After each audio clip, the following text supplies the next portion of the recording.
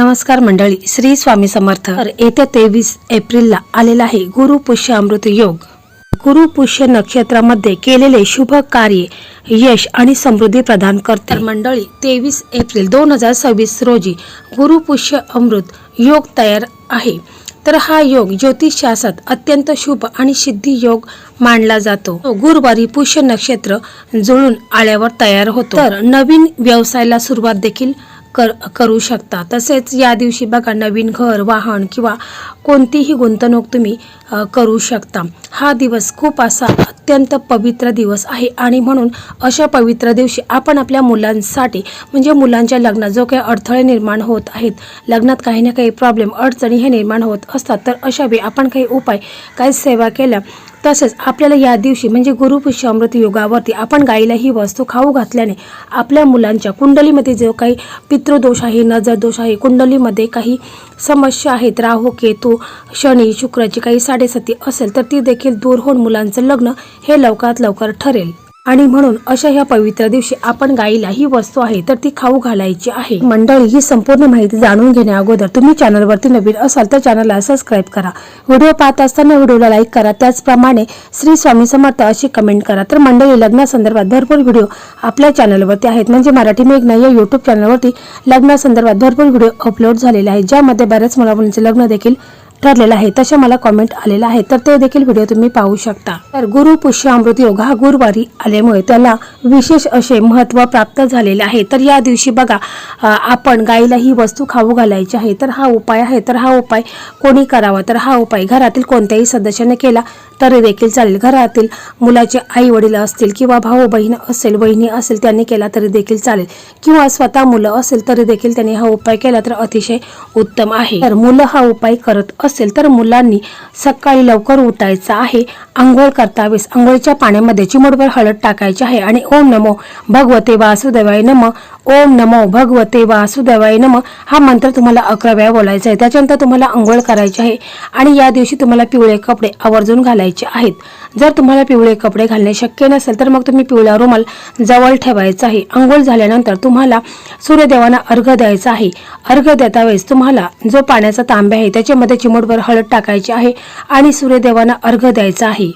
त्याच्यानंतर तुम्हाला काय करायचं आहे की थोडीशी हळद घ्यायची आहे, त्याच्यामध्ये गंगाजल टाकायचं आहे आणि ती ओली करायची आहे आणि त्याचा एक टिपका आपल्या नाभीला लावायचा आहे, एक आपल्या कंठाला लावायचा आहे आणि एक टिपका आहे तर तो आपल्या कपाळाला लावायचा आहे। यामुळे तुमच्या कुंडलीमध्ये जो गुरुग्रह आहे तर तो स्ट्रॉंग होईल आणि लग्नाचे योग तुमच्या कुंडलीमध्ये निर्माण होतील। तर पहा, हा उपाय जर मुलं करत असेल तर मुलांनी अशा प्रकारे करायचा आहे, किंवा जर मुलांना वेळ नसेल, आजकाल आपण पाहत असतो की मुले जॉब निमित्ताने व्यवसाय निमित्ताने बाहेर राहत असेल तर मग मुलाचे आई वडील हा उपाय करत असेल तर त्याने देखील सकाळी लवकर उठायचं आहे, आंघोळ वगैरे करून घ्यायची आहे आणि आपला देवघर आहे तर देवघरामध्ये आपण एक तुपाचा दिवा लावायचा आहे, अगरबत्ती लावायची आहेत, श्री हरी विष्णू असेल, माता लक्ष्मी असेल त्यांची विधिवत पूजा करायची आहे, त्यांना अभिषेक करून घ्यायचा आहे।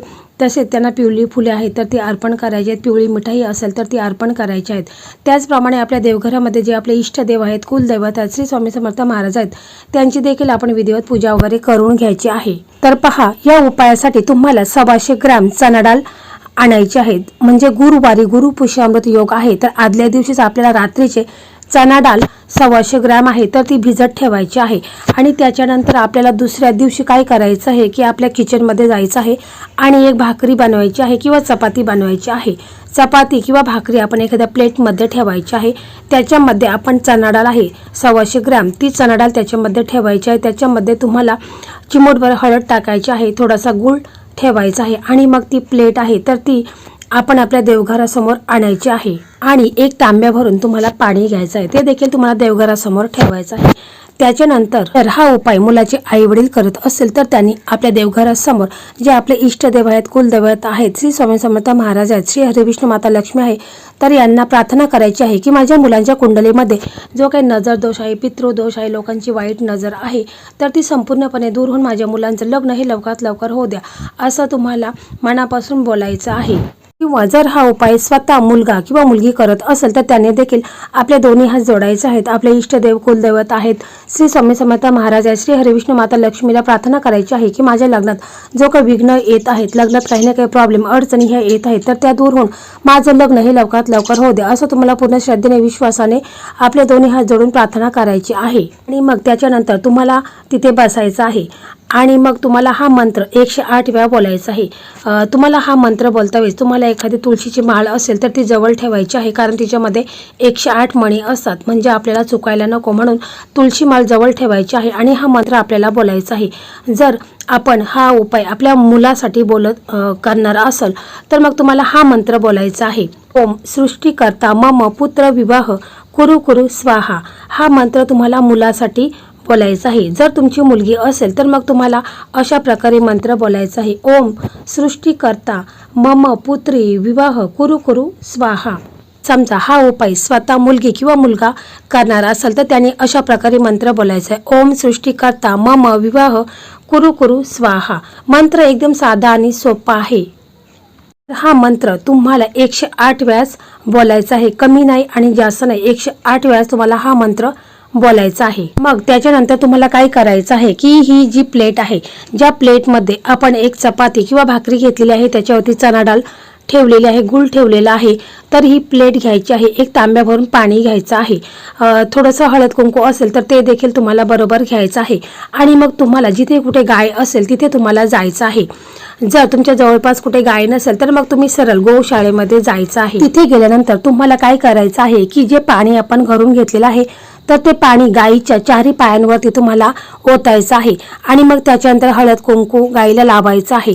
आणि मग आपण जी भाकरी आणलेली आहे तर ती भाकरी आपण आपल्या उजव्या हातामध्ये घ्यायची आहे आणि गायीला खाऊ घालायची आहे। तर ती भाकरी अशा पद्धतीने गायीला खाऊ घालायची आहे की गायीची जीभ आहे तर ती आपल्या हाताला स्पर्श होईल, अशा पद्धतीने तुम्हाला गायीला खाऊ घालायची आहे। पहा, आपल्याला या दिवशीच गायीला भाकरी का खाऊ घालायची आहे तर बघा, पौराणिक मान्यता आणि आख्यायिकेनुसार गाय हे विष्णूंचेच रूप आहे। गायी सर्व वेदमयी आहेत आणि वेद गाय आहे।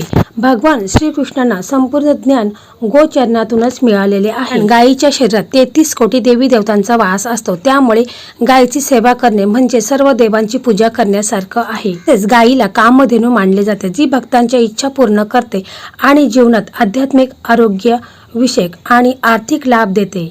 गायीची सेवा, पूजा आणि तिला चारा भरवल्याने माणसाच्या पापांचा नाश होतो आणि मृत्यूनंतर मोक्ष प्राप्त होतो। गायीच्या गोठ्यात राहणं म्हणजे मानसिक शांतता देते। गायीच्या सानिध्यात राहिल्याने सकारात्मक ऊर्जा मिळते। गायीला भाकरी खाऊ घातल्यामुळे आपल्या मनोकामना इच्छा आहेत तर त्या पूर्ण होत असतात। मुलांच्या कुंडलीमध्ये किती भयंकर दोष असेल तर तो दूर होऊन मुलांचं लग्न हे काही दिवसामध्येच ठरत असतं। म्हणून आपल्याला गायीला भाकरी खाऊ घालायची आहे। जर भाकरी खाऊ घातल्यानंतर तुम्हाला गायीभोवती प्रदक्षिणा मारायच्या आहेत, म्हणजे जर गाय गरीब असेल तर तुम्ही गायीभोवती प्रदक्षिणा मारायच्या आहेत आणि गायीच्या पाठीवर जो उंबरठा असेल तर त्याला देखील स्पर्श करायचा आहे। गायीच्या पायाची माती आपल्या कपाळी लावायची आहे। तर एकदम साधा आणि सोपा हा उपाय आहे। तर गुरु पुष्य अमृत या योगावरती आपण जर गायीला ही भाकरी खाऊ घातल्याने मुलांच्या कुंडलीत किती भयंकर दोष असतील तर ते दूर होऊन मुलांचं लग्न हे लवकरात लवकर ठरेल, म्हणजे काही दिवसामध्येच मुलांच्यासाठी स्थळ यायला सुरुवात होईल, घरामध्ये आनंदाच्या वार्ता समजतील। तर मंडळी, अशा प्रकारे आजचा हा व्हिडिओ होता। हा व्हिडिओ तुम्हाला कसा वाटला कमेंटमध्ये नक्की सांगा। व्हिडिओ आवडला तर इतर तुमचे मित्रमैत्रिणी असतील ज्यांचं लग्न ठरलेलं नाही अशा मित्रमैत्रिणींना शेअर करा, त्यामुळे त्यांचंही लग्न लवकरात लवकर ठरेल। श्री स्वामी समर्थ। जय जय स्वामी समर्थ।